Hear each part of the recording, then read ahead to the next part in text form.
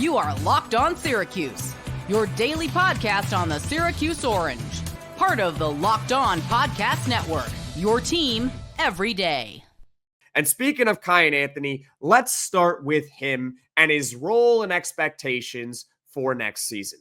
Kiyan Anthony is 6'5". He is a 185-pound shooting guard, and he is the son, of course, of Carmelo Anthony, who led Syracuse to their only national championship in 2003. As far as where Kiyan Anthony ranks in the major recruiting services, he's pretty high up there. On ESPN, he's 35th overall, 24/7 Sports, 32nd overall in the country. On 3, he's 29th in the country, and Rivals, he is 48th in the country. So overall, Kiyan Anthony has a range anywhere between 29th in the country and 48th overall in the country. So consensus top 50 recruit. He's ranked as high again as 29th. This is what you would call, or at least what I would call, a top high school recruit, someone who could make an immediate contribution in college basketball. Obviously, he's coming here with a lot of excitement, given that he is the son of Carmelo Anthony, but there's also a lot of pressure on him because he is the son of Carmelo Anthony. So let's get ahead of this right now when it comes to Kiyan himself. I would love to be wrong on this, but I want to be fair. Kiyan Anthony is most likely not coming to Syracuse basketball and leading the team to a national championship in year one like his father. Carmelo Anthony was the number one recruit in the country when he committed to Syracuse in 2002. Kiyan Anthony, as we just mentioned, is a terrific prospect, top 30 guy.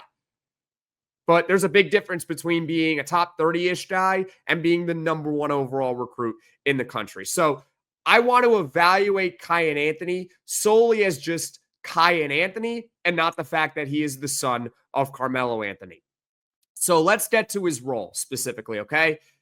He's right now the clear backup to JJ Starling at shooting guard. And he's known as a scorer in high school. So at least in the beginning, hopefully he can be one of Syracuse's main weapons off the bench as a scorer. And I think the hope and a sort of fair expectation for a guy like Kiyan Anthony is this.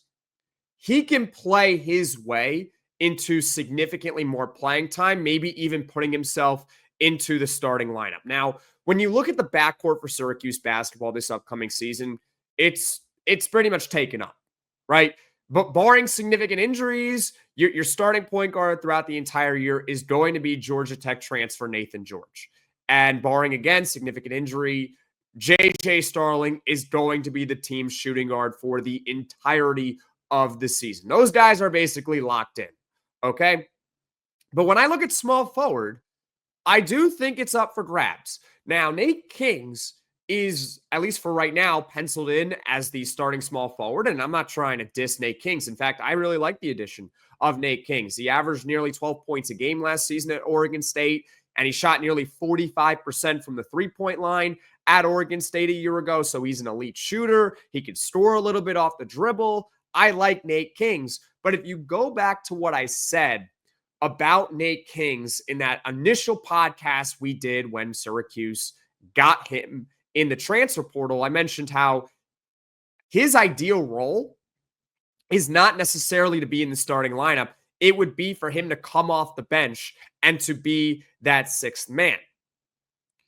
Now, if he were to become the sixth man, and trust me, we're going to relate this back to Kiyan Anthony, it means that one of three things happened. Number one, and this is the worst case scenario, Nate Kings is disappointing and he plays himself out of the starting lineup, very similar to what Chris Bell did a year ago. Number two, Tyler Betsy, right now the backup small forward, he takes a significant sophomore jump as a former top 50 high school recruit, and he takes the job. He becomes the starting small forward. Or number three, Kiyan Anthony plays so well off the bench, and Adrian Autry decides, you know what? He's playing so well off the bench, maybe he deserves more playing time. And maybe he deserves to be in the starting lineup ahead of a guy like Nate Kings. And even if Nate Kings is playing well, if Kiyan Anthony's playing even better, then you would probably want to play Kiyan Anthony. And to be honest with you, you're not really sacrificing much size. I think that's kind of my one worry with Kiyan Anthony is that he's only 6'5". What did I say here? 6'5", 185 pounds. So he's not the biggest guy in the world. And I don't know if he can necessarily handle himself right away as a small forward. But it's not like Nate Kings is that much bigger. Nate Kings is also 6'5". I think he's close maybe to 200 pounds, but it's not like he's a big dude either. So it's not like you're sacrificing that much size if you go from Kings to Anthony. It really just comes down to who's playing better. And maybe a guy like Kiyan Anthony does play even better than Nate Kings. And hopefully they're both playing really well. So Syracuse has a good problem on its hands. It goes without saying, but if one of Tyler Betsy or, because I think we would take both, Kiyan Anthony play really well, they make Syracuse a significantly deeper team. And you can start carving out more ways, more paths for Syracuse to ultimately make the NCAA tournament.